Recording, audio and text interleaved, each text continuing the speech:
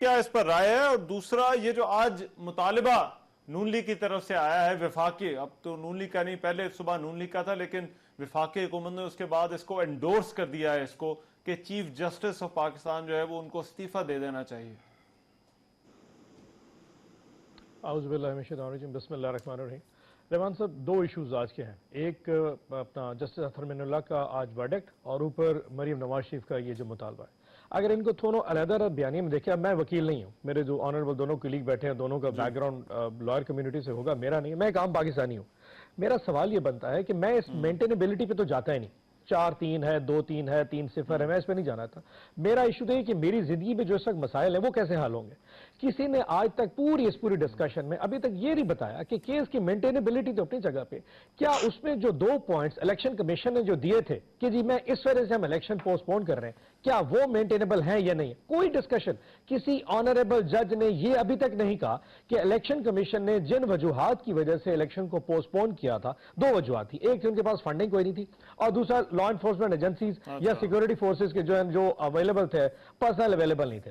वो दोनों issues supreme court ने बाय लॉ पढ़ के बता दिए, इश्यूज आपकी जस्टिफाई नहीं करते, इलेक्शन होना चाहिए। किसी ने यह बात नहीं की कि वो जो 2 लिखे पड़े इश्यूज थे, एक तो होता ना कि जी मरियम ने कहा मैं इलेक्शन नहीं चाहती, शहबाज शरीफ कहता हमने हमारा कैपिटल जो है ना, जो पॉलिटिकल कैपिटल है वो जरा सारा ड्रेन आउट हो गया। सनाउल्लाह कहता है दुनिया में कैसे हो सकता है कि जनरल इलेक्शन में पंजाब का अलहदा जो नेशनल असेंबली, ये एक अलहदा डिस्कशन है। जो 2 वजूहात इलेक्शन कमीशन ने दी थी वो दोनों स्टैंड नहीं कर पाए उस वक्त चीफ जस्टिस के सामने। उस फैसले पर डिस्कशन नहीं हो रही, इस पर डिस्कशन हो रही है कि 3-2 क्यों हुए, 4-3 क्यों हुए। और आज जो जस्टिस अतहर मिनुल्लाह की जो स्टेटमेंट आई है, मेरे ख्याल में तो शायद मरीम नवाज शरीफ को भी इन पॉइंट्स का अंदाजा नहीं था कि जी ये छोड़े के बाद में इलेक्शन कब होना है। पहले देखिए जो इमरान खान या जिस शख्स ने वो तोड़ा है वो क्यों तोड़ा, यानी कि उस लेवल तक पॉइंट लेके चले गए जो शायद उनके जहन में भी ना हो। अब जहां तक मरीम नवाज शरीफ की एक ये जो प्ली है, आप 1997 अगर याद रखें नवंबर में, उस वक्त इनके वालिद बुजुर्गवार जो कि इस वक्त लंदन में बैठे, उन्होंने पंजाब हाउस में सुबह तकरीबन 1000 बंदों को निहारी खिलाई थी और बिरयानी खिलाई थी। और उसके बाद जब वो सुप्रीम कोर्ट में लेके गए तो इस्लामाबाद पुलिस के जो दस्ते, जो बहादुर दस्ते जिनको तमाम इम्तियाज है, वो यही डल लेडो के साइड पे खड़े हो गए ताकि जी आप चढ़ जाओ और एग्जैक्ट जो वर्ड है जो उस वक्त मियां साहब अपने सपोर्टर्स कहा था, जाके चीफ जस्टिस को लंबा पा दो। यानी सिजाद अली शाह साहब पीछे जाके चाय रूम में छुप गए कि अगर ये हमारी मर्जी का फैसला नहीं देता, इसको डंडे मारो।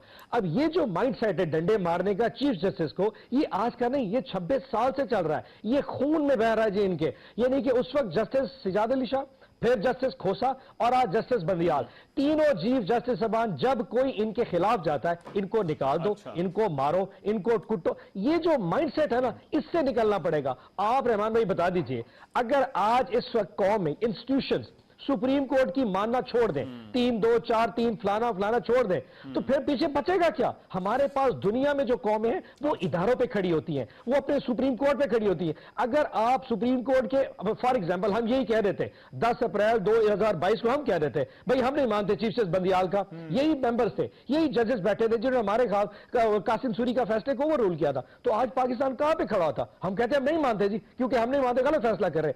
आज मतलब देखिए आपके खिलाफ फैसला है तो आपने कहा रिजाइन कर दो। ये कोई पॉलिटिकल जमात नहीं है, ये कोई नैब का चेयरमैन नहीं है, ये कोई पाकिस्तान का वज़ीर-ए-आज़म नहीं बैठा जो वोटों से आए, ये चीफ जस्टिस ऑफ पाकिस्तान है। How can be so absurd and weird कि आपने जी रिजाइन कर दो just because I don't like you.